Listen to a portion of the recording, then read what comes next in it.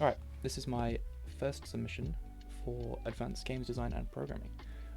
This is a bow prototype where the player has a pretty basic bow component. You know, they can do the standard things, they can charge their shots that'll stick to walls, and they also have a scan ability that they can check enemies through walls, so it's a bit more of a stealth game kind of aesthetic. So I'm going to boot up the level select. There's 2 levels currently, but only the first is available if you haven't beaten it already.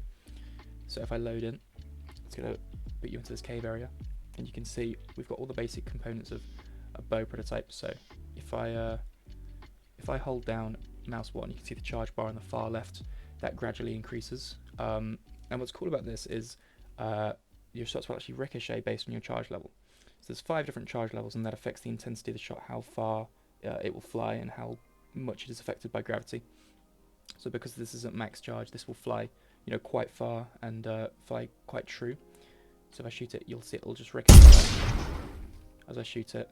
And then what I can actually do is if I just do maybe about half of that charge, you'll see it'll only bounce twice that time, and it will allow me to pick it up if I walk into it. There's a small cooldown on it, but realistically it's not going to be affected that much. And if I walk into the sign, you'll see it'll tell me to press E to scan for enemies, which is the other main mechanic in my game, is that in order to properly take out these enemies without them seeing you, you know, you want to be shooting around corners by firing off walls and hitting them when they can't see you. You'll need to know where they are when they don't know where you are. So if I just press E right now, it'll send off that effect, and any enemies, you know, within that range will get highlighted in pink for a short time. So right here, what I'm going to want to do is I'm going to stand on this. I've added a little tutorial area for the player to sort of get a hang of the mechanics. I press E, I can see it's around there, so I'm going to shoot around this way. I can press E again, and yeah, that's taken out the enemy. If they didn't get it, there's another sign here that'll let the player know what they need to do. There's also a third sign that says shots will stick to these hazard walls. There's a couple of different interesting wall types in the game. The first of which is this hazard wall, which will not ricochet bullets at all. Now normally even that was a full charge, so it should have ricocheted 5 times, but it won't ricochet at all. I'm going to pick that bullet back up, continue walking on here, and I actually know there is another enemy just there, so I'm going to try and line my shot up here, and that's taken it out.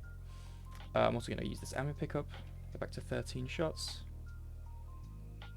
It was a health pickup, but I'm full health, so I won't need that yet. There's one more here, and so usually here the player's first instinct is going to be shoot it off the closest wall, but obviously the sticky wall is not going to allow that, so they need to shoot it off this back wall.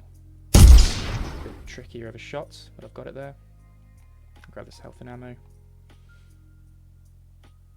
walk on to the next level. So this will kick me back into the main menu, but now if I go to the level select, you'll see level 2 is now available, so I'll launch that. And here we have our second special wall type. This is the ghost wall, and as you can see, ghost walls will not block bullets.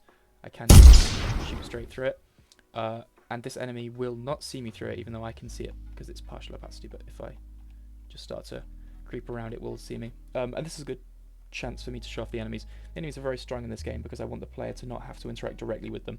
I want the player to simply just be taking them out without making direct contact.